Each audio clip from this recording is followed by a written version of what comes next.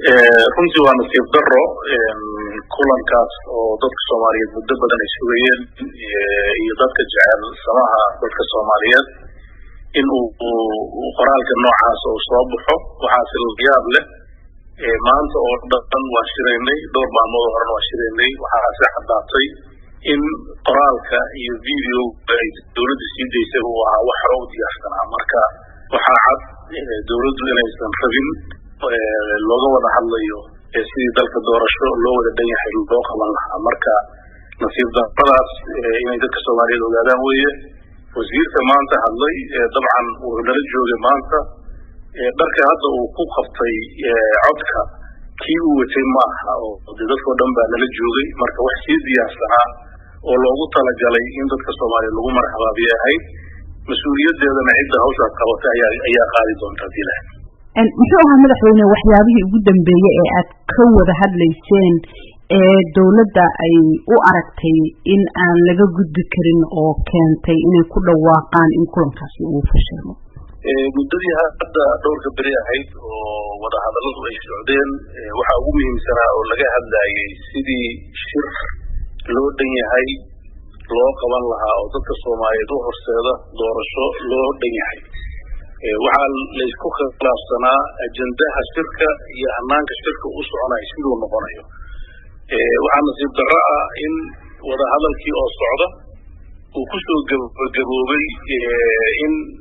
madaxweynihii jamhuuriyadda federaalka Soomaaliyeed uu diiday ajandayaashii loo arkayay in ay suuragal ku tahay inay qabsoonto doorasho lagu kalsoonaan karo oo dadka oo dhanna u siman oo ka qayb geli karaan arrinta ajandaha ayaa la isku mari waayey maalinta horena saasay ahayd laakiin markaan soo kala tegayno waxaan kusoo kala tagnay bal inaan wakti kala qaadano oo dib loo fakero ama la tashi cidda u baahan weliba isagu uu codsaday inuu la tashi soo samaynayo markaan xaafadihii nimid oo aan filayna inuu la tashi aadayo oo wadahadalladu sii socon doonaana waxaan aragnay statementii iyo hadal diyaarsanaa oo horey laga sii daayay marka annagu tuunkaas waa qabnay laakiin in dadka Soomaaliyeed ay maanta sidaas u ogaadaan waxay runtii u baahnayd in la wada ogaado marka mas'uuliyadda wixii maanta meeshaas ka dhacay madaxweynaha cidda lama wadaagto waxaa ka dhawaajisay in aad rabtaan in kulanku noqdo kulan loo dhan yahay ma waxaad ula jeedaa kulanku waxay ahayd inay kasoo qayb galaan midowga musharaxiinta xubno kamid ah sida xogo hoosena aanu ku helayno in la ballaariyo gubasha in aad rabteen ayaa la sheegaya marka ma kaasaa kan la isku mari waayay runtii annaga waxaan soo jeedinay furitaanka shirka ama submitka maalinta la furayo inay kasoo qayb galaan beesha caalamka ururada bulshada madaxda dawladda maaragtay baarlamaanka labadiisa aqal iyo madaxdii hore ee Soomaaliya madaxweynayaashii hore kulankaas uu noqdo kulan khudbado iyo tabashooyinka gaar ahaan gudoomiyaha aqalka sare iyo madaxweynayaashii hore oo tabasho badan qabay iyo musharaxiinta iyagoo matalaya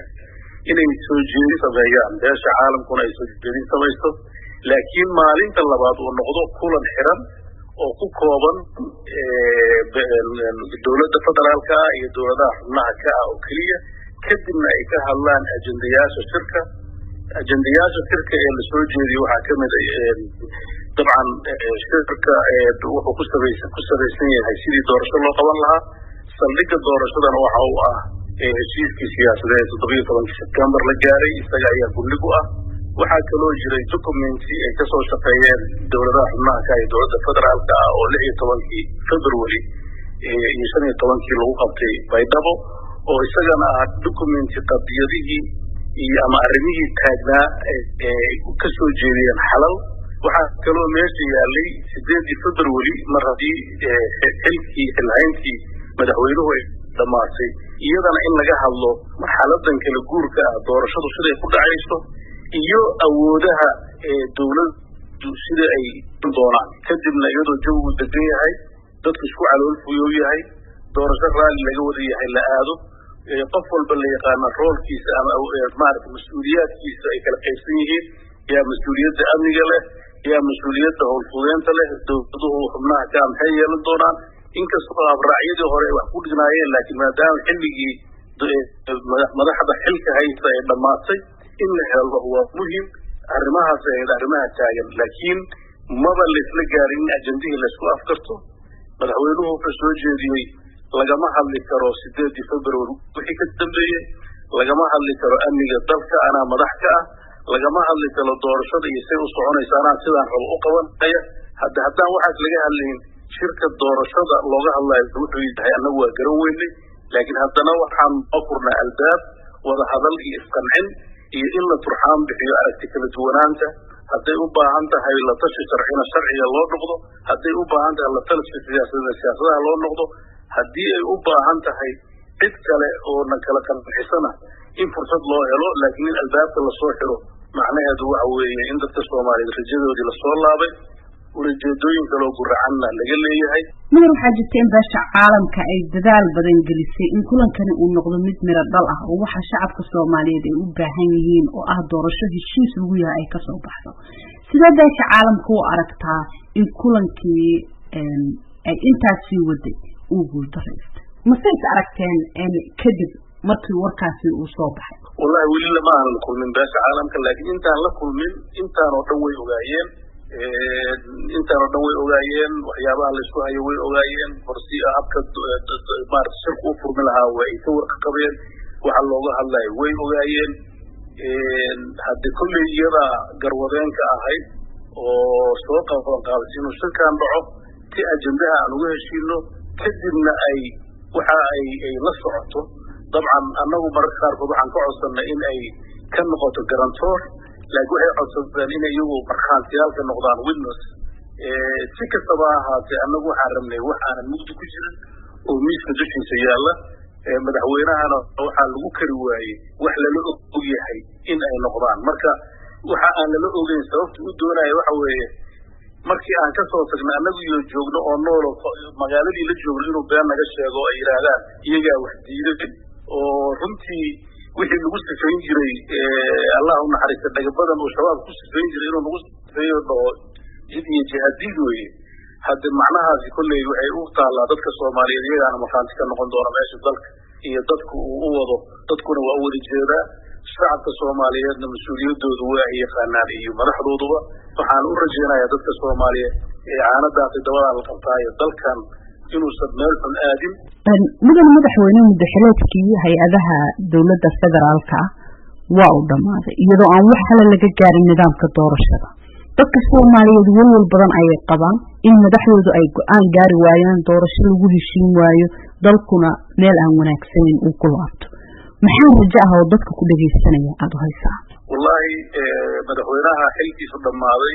kursiga waa ku dhagan yahay oo in lagala hadlo ma rabiyo laakiin annaga halka waxaan u aragnaa wada hadal in lagu dayo in loo caqli celiyo in sharciga la xasuusiyo in dalka inuu sharci ku yimid loo sheego sharcigana uu ilaaliyo intaasaa anigu u arkaa waayo waddo kaleeto oo dadka Soomaaliyeed maanta u furan ma leh waddo xoog uma furna waddo qalalaas uma furna waddo nabadgelyo darro uma furna maxaa yeele dalkeedu waa dal jilicsan waddada u furan waxa weeye in lala hadlo loo caqli celiyo cid kastoo uu wax ka maqlayana ay waqti ku bixiso marka waan rajaynaynaa in ay caqliga wanaagsan iyo maskaxdu ay soo noqoto oo dalka taladiisa dadku ay u soo noqoto intaa waa rajaan qabnaa dhinacayna wax tanaasula ma samaynaysa si loo gaaro in doorasho loo dhan yahay loo aado annagu tanaasulka bil halkaaba u fadhinaa diyaar baan unahay tanaasul waxa laysku hayana waxa weeye wax shakhsiyadeena ku xiran oo aan ka tanaasuleyno hadda aan sheegna oo ma garanayno waxa aan rabnaa uun war wax credible ah oo ummadda Soomaaliyeed hadda u noqoto xujo sax ah oo qaanuuni ah oo dalkan dhismaayo waddadii uu ku dhismi lahaa aan isla afgarano way waxa laga hadlayo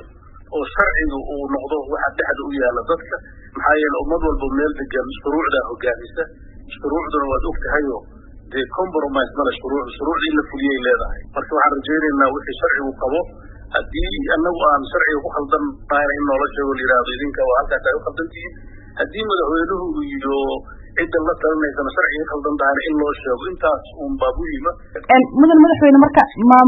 madaxda maamulada kale ee dalka marka la fiiriyo hadda madaxweynihii ama dowladda federaalka dhinaceedii ayaa ku dhawaaqday in kulankaasi wax natiijo ah laga gaari waayo madaxdiina kale ee maamul gobolada shanta ah